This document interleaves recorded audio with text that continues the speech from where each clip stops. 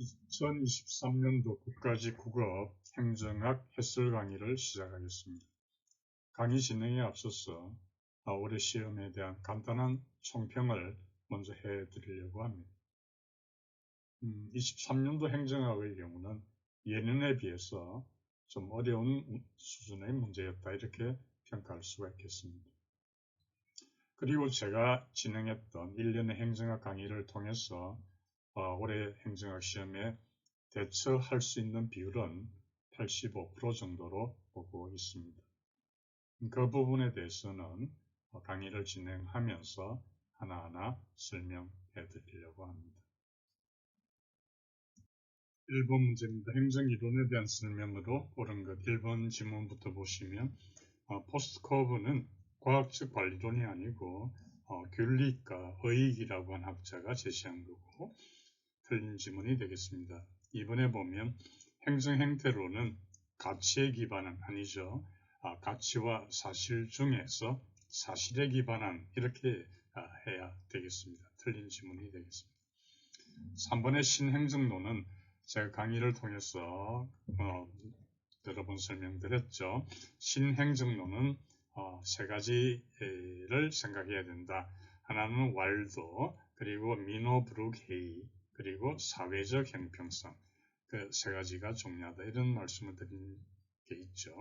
그래서 3번 지문을 보시면 신행정론은 사회적 형평성 강조 맞습니다.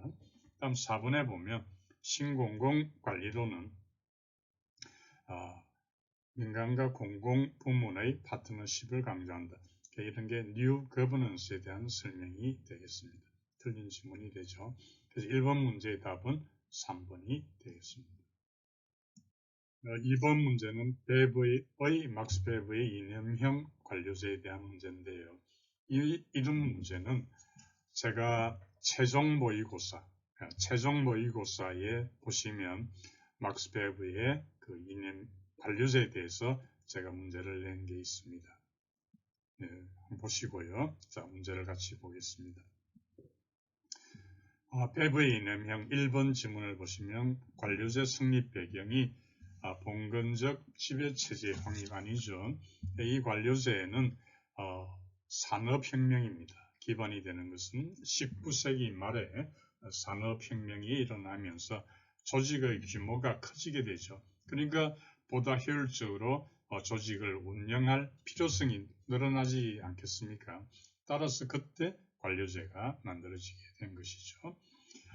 그래서 1번 지문은 틀렸고요. 2번에 보면 법적 합리적 권위. 제가 그 최종 모의고사에서 설명했었죠. 세 가지가 있다. 세 가지 권한의 세 가지 종류가 있는데 그 중에서 중시한 것은 합법적 권한이다. 이런 말씀을 드렸죠. 2번 맞고요. 3번에 보면 직위 권한 업무는 문서화된 법규 그렇습니다. 이념형 관료제에는 여러 가지 특징이 있는데 개수제적 구조라든지 또는 문서화의 원리라든지 이런 여러 가지 특징을 가지고 있죠. 맞는 질문이 되겠습니다. 그리고 4번에 보면 관련은 원칙적으로 상관이 임명한다. 맞고요. 그래서 옳지 않은 것은 1번이 되겠습니다. 3번은 예산 이론입니다. 총체주의와 점정주의가 나오는데 총체주의라는 게 바로 합리주의를 말하는 것이죠. 자, 1번 질문부터 보면요. 총체주의는, 즉 합리주의는 계획예산 그리고 연기준 예산 맞습니다. 이번에 보면 점정주의는 거시적 예산 결정과 예산 삭감 설명한다. 틀린 질문이 되는데요. 점정주의는 미시적인 예산 결정이 됩니다. 밑에서부터 이런 종류의 예산을 좀 배당해 주시오. 그게 위로 올라가는 미시적인 그리고 상향적인 그러한 접근법이 바로 점정주의가 됩니다. 따라서 바르게 고치면 이번 지문은 점정주의는 미시적 예산 결정과 예산 증가를 설명하기에 적합하다. 이렇게 돼야 되니까 틀린 지문이 되겠습니다. 3번에 보면 총체주의는 합리적 분석 그렇습니다. 총체주의는 equal 합리주의입니다. 그러니까 맞는 지문이 되겠고요. 4번에 보면 점정주의는 대안을 모두 고려하지 못한다는 것을 전제하는 맞는 지문이 됩니다. 따라서 틀린 지문은 2번이 되겠습니다. 4번은 바흐라와 바라츠의 무의사결정론입니다. 무의사결정론이라고 하는 것은 엘리트들의 기득권 유지가 최대의 목표가 되는 것이죠. 자, 1번부터 보시면 무의사결정의 형태는 전 과정에서 일어납니다. 맞는 지문이고요. 2번에 보면 기존 정치체제 내의 규범이나 절차를 동원해서 변화 요구를 봉쇄한다. 편견의 동원 이런 수단이 되겠죠. 세 번째 맞습니다. 세 번째 보면 폭력을 행사하기도 합니다. 맞는 지문인데요. 4번에 보면 엘리트의 두 얼굴 중에서 권력 행사의 어두운 측면을 고려하지 못한다고 비판을 했고요. 신다원주의로 불린 게 아니고 신엘리트주의로 불렸습니다. 조금 설명을 드리면 이 무의사결정론은 어떤 비판을 가하고 있는데요. 비판의 대상이 로버트 달입니다. 로버트 달의 다원론에 대한 비판을 하는데요. 달의 다원론은 권력의 밝은 면을 보았지만 권력의 어두운 면을 보지 못했다. 이렇게 로버트 달의 다원론을 비판을 가하고 있는 신엘리트주의 이렇게 불립니다. 따라서 4번 문제의 답은 4번이 되겠습니다. 네, 5번 문제입니다. 통합재정에 대해서는 강의 중에 중점적으로 좀 설명을 많이 드렸었죠. 자, 1번 보겠습니다. 세입가하고 세출은 경상거래와 자본거래 맞습니다. 2번이 보면 범위에 일반 정부와 공기업 등 공공부문 전체가 포함된 아니죠. 틀린 내용입니다. 설명드렸듯이 통합재정에는 공기업이라든지 준정부기관이라든지 기타 공공기관은 제외됩니다. 다시 말해서 공공기관의 운영에 관한 법률이 있죠. 그것이 적용되는 기관은 제외됩니다. 따라서 공공부문 전체가 포함된다. 틀린 지문이 되겠습니다. 3번에 보면 정부 재정이 국민 경제에 미치는 효과 파악한다. 맞고요. 4번에 보면 내부거래 그리고 보전거래를 제외한다. 그래서 세입세출을 순계 개념으로 파악한다. 그러니까 세입세출에 있어서 중복된 부분을 제외하는 것이죠. 그래서 옳지 않은 것은 2번이 되겠습니다. 네, 6번은 타당성에 대한 문제인데 타당성 제가 자주 언급을 했던 그런 주제가 되겠습니다. 6번에 보면 내적 타당성에 대한 설명으로 옳은 것 1번 보겠습니다. 분석 및 평가 결과를 다른 상황에서도 적용. 이것은 바로 외적 타당성이 되겠습니다. 2번에 보면 이론적 요소들의 추상적 개념을 조작화한 정도, 이걸 구성타당도라고 합니다. 3번에 보면 내용과 정책 내용과 발생한 효과 간의 관계에 대한 인과적 추론, 정확성 정도, 이게 바로 내적 타당성이 되겠습니다. 맞는 지문이죠. 4번에 보면 반복해서 측정했을 때 일관성 있는 결과, 신뢰도라고 합니다. 따라서 옳은 것은 3번이 되겠습니다. 지금까지 문제는 제가 다 강의 시간에 설명드렸던 문제고 평이한 문제다 이렇게 보는데요. 이제 이 7번 문제가 어려운 문제에 속하겠습니다. 그래서 이 문제에 대해서는 많은 수험생들이 어려움을 겪었지 않나 그렇게 생각합니다. 7번 보겠습니다.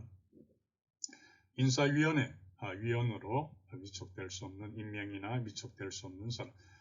답은 1번이죠. 지방의회 의원은 정치성을 배제해야 되니까 정당인 이런 사람들은 될 수 없는 거죠.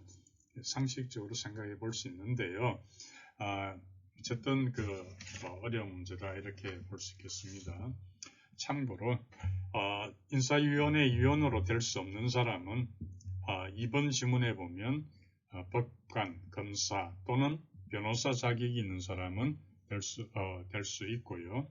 그 다음에 공무원으로서 20년 이상 근속하고 퇴직한 그런 사람도 될 수 있고요. 4번 지문에 보면 초중 고등학교 교장 또는 교감으로 재직하는 사람도 될 수 있겠습니다. 또 대학교에서 조교수 이상 재직한 사람도 가능합니다. 그래서 위촉될 수 없는 사람은 1번이 되겠습니다.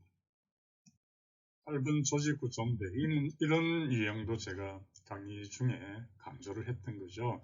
1번 지문을 보시면 사업부 구조, 사업 구조는 거기 쭉 보시면 사업부 간 기능 조정이 용이하다 이렇게 하면서 되어 있죠. 제가 이런 게 틀렸다는 이야기를 몇 번 했었죠. 사업부서 내에서 조정은 유리하지만 사업부서 간의 조정은 어렵다. 예를 들어서 어떤 회사 안에 TV 사업부가 있고 또 핸드폰 사업부가 있으면 이 부서 간의 조정은 어렵다 이런 내용이죠. 그래서 1번 지문이 틀렸고요. 이번에 매트릭스 구조는 기능 구조 플러스 사업 구조입니다. 기능 구조라고 하는 기술적인 전문성, 또 사업 구조라고 하는 것은 신속한 대응성, 이 둘을 합치게 되는 것이죠. 그래서 2번 지문은 맞고요. 3번의 네트워크입니다. 그래서 네트워크라고 하는 것은 통합을 지향하는 거예요. 그래서 복수의 조직이 결합 관계를 이루어 환경 변화에 대처한다.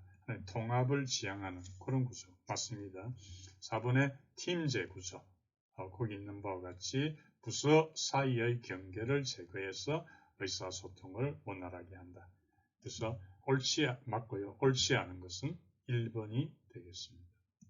9번은 연공주의, 평야 문제죠. 연공주의하고 성과주의를 비교하는 그런 구별하는 문제다 이렇게 보시면 되겠습니다.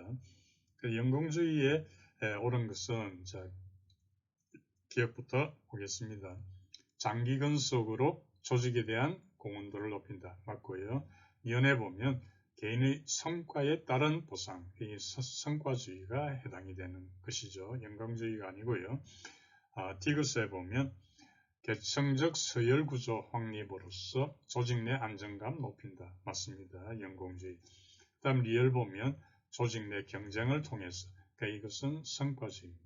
따라서 연공주의에 해당하는 것은 기업과 디귿. 답은 2번이 되겠습니다.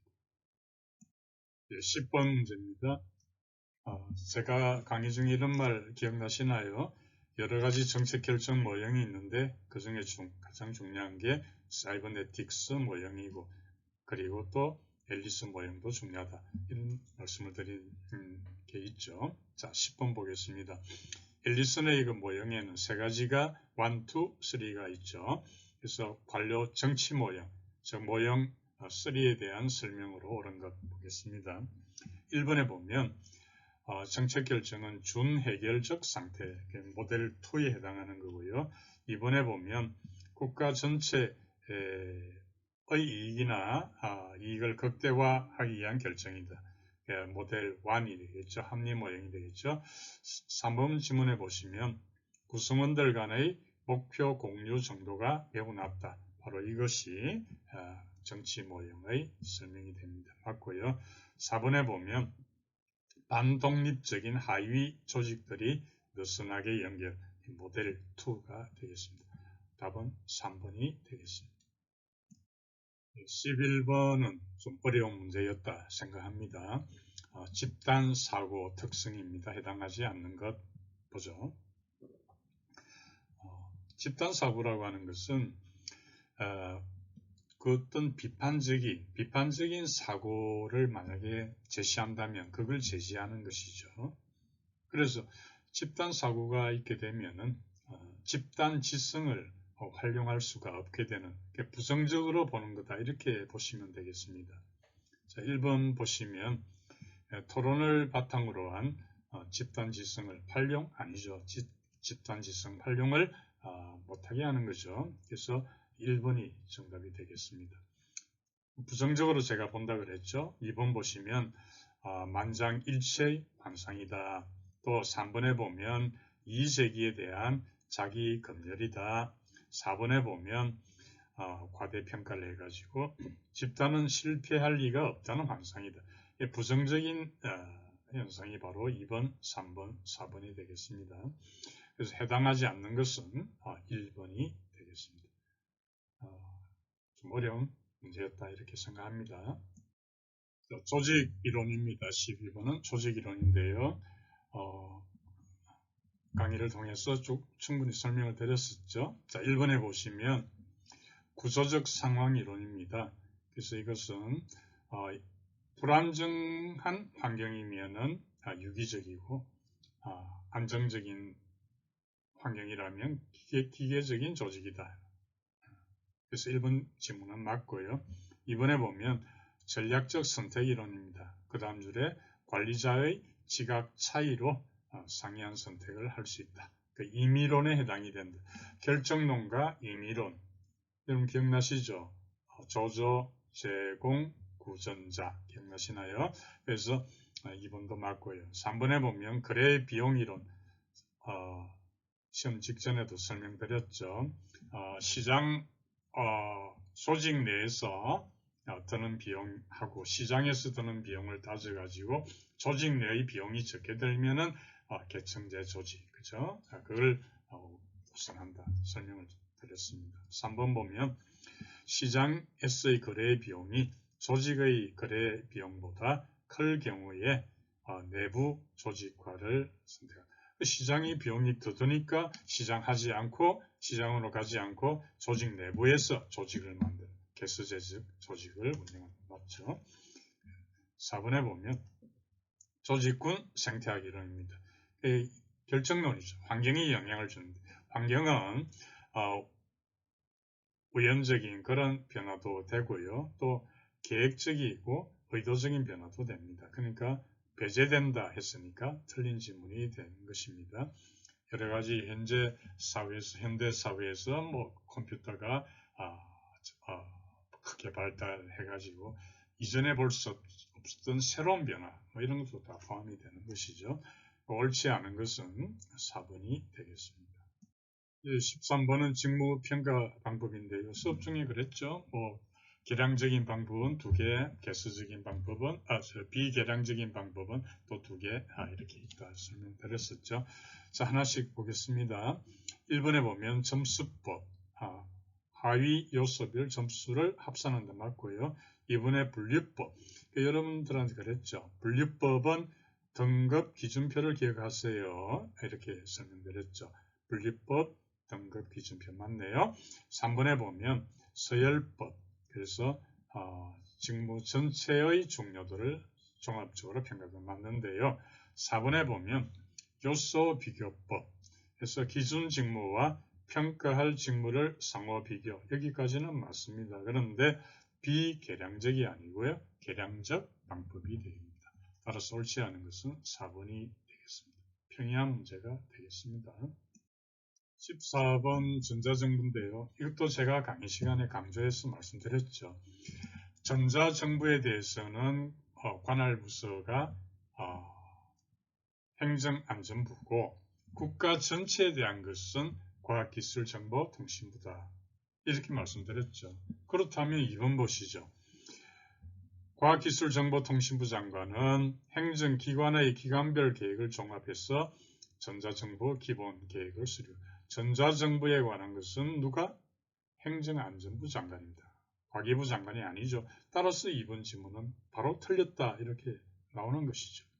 그 다음에 1번 지문 보시면 정부는 지능정보 사회종합계획 3년 단위 맞고요. 그 다음에 3번 보면 전자화문서 이런 정의 한번 읽어보시면 되고요.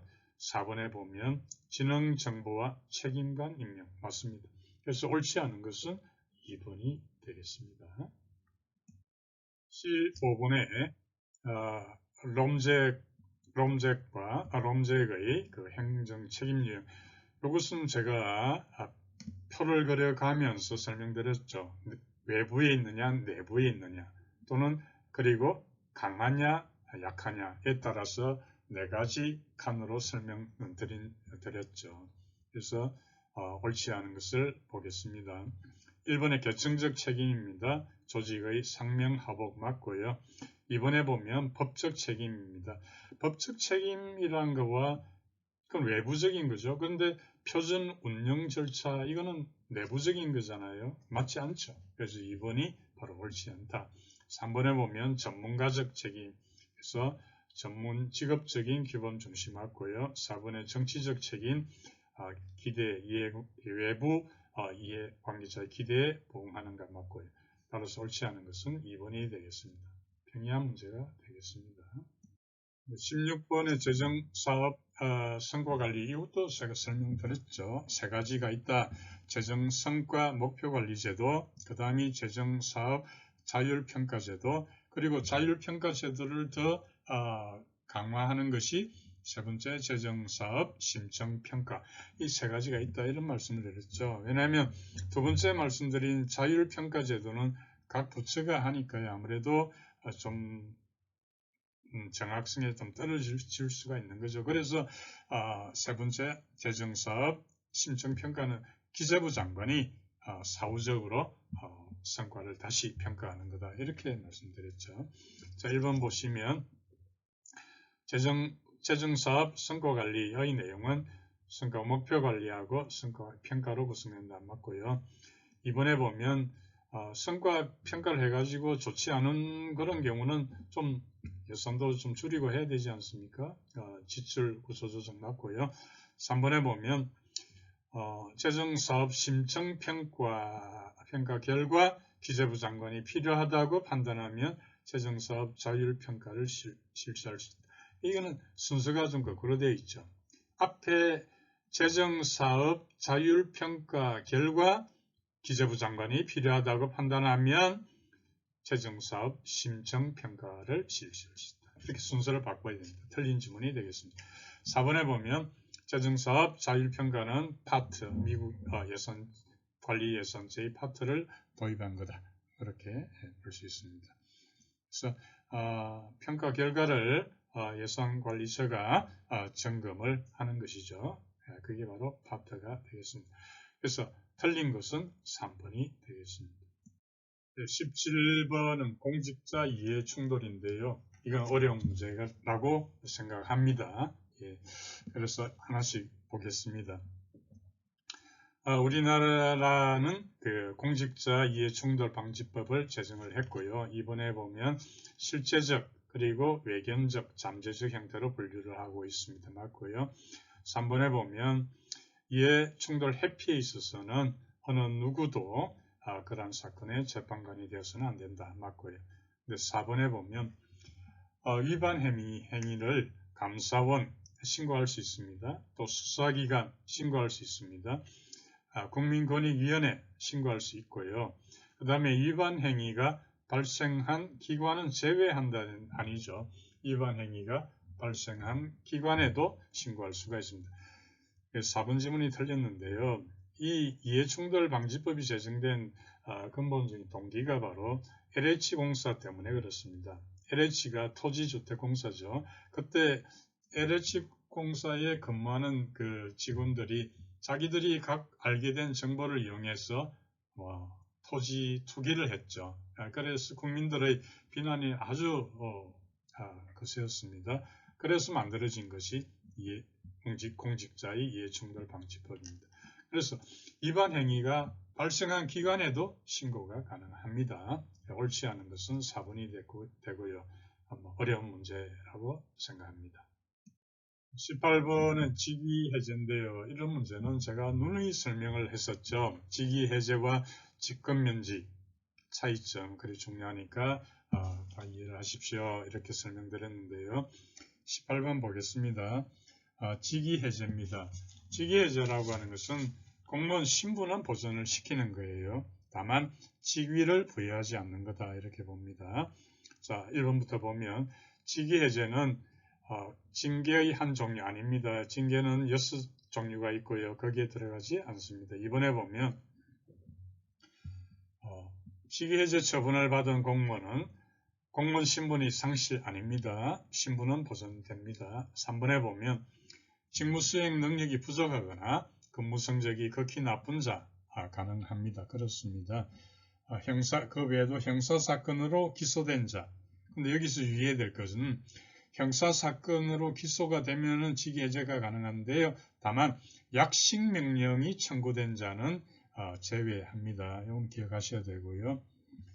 그 다음에 파면이나 해임이나 강등 또는 정지에 해당하는 그러한 징계 의결이 요구 중인 자도 가능한 것이죠. 자, 4번 봅니다. 직위해제 사유가 소멸되면은 3개월 이내에 직위를 부여해야 된다. 3개월 이내가 틀렸습니다. 이 3개월 이내를 즉시 이렇게도 그렇게 맞지 않는 거예요. 정확히 표현하면은 지체 없이 이렇게 해야 됩니다. 지체 없이. 그래서 다시 정리하면 3개월 이내 이것도 틀렸고요. 즉시 부여 이것도 틀린 거예요. 정확한 표현은 지체 없이 직위를 부여하여야 한다. 이렇게 이해를 하셔야 됩니다. 어쨌든 18번의 문제에 옳은 것은 바로 3번이 되겠습니다. 19번에 그 지방자치법 개정되면서 새로 도입된 제도 충분히 설명드렸죠. 그래서 1번 보면 주민소환 전에부터 있었던 것이고요. 2번 감사 청구도 있었던 것이고요. 다만 이제 숫자만 좀 바뀌었죠. 3번에 보면 조례 제정 개정 폐지 청구 전에부터 있었던 거예요. 다만 새로 도입된 것이 바로 4번 규칙입니다. 규칙의 제정, 개정 폐지 관련 의견 제출. 따라서 4번이 되겠습니다. 20번 문제도 설명을 드렸죠. 그런 문제가 되겠습니다. 특히 솔로몬 4집단 설계 제가 그림을 그려서 설명드리고 했죠. 자, 1번 문제 보겠습니다. 통제 집단의 사전 사후 설계는 검사 효과를 통제할 수가 있다. 이건 틀린 지문이 됩니다. 이게 무슨 말인가 하면 검사 효과라고 하는 것은 사전 측정을 했을 때 나타나는 그런 영향을 말합니다. 그래서 이게 고전적인 그 진실험 설계, 고전적인 진실험 설계에서는 이 검사 효과가 나타나는 거예요. 그래서 검사 효과라고 하는 것은 사전 측정을 했더니 사전 측정을 했던 사람하고 사전 측정을 안 했던 사람은 다르지 않습니까? 그런 검사 효과를 통제할 수 없다 해서 나왔던 것이 솔로몬 4집단 설계예요. 솔로몬 4집단 설계는 검사 효과를 통제할 수가 있다. 이런 장점을 가지고 있다. 그런 설명을 제가 드렸죠. 자, 1번 보겠습니다. 그래서 1번 지문은 틀린 지문이 되겠고요. 2번에 보면 준실험은 실행 가능성이 좀 높습니다. 진실험에 비해서. 조건이 좀 완화되니까 그렇죠. 3번에 보면 핵이 불연속 설계의 구분점에서 불연속적인 단절을 이용한다. 이것도 설명드리고 맞는 지문이 되겠습니다.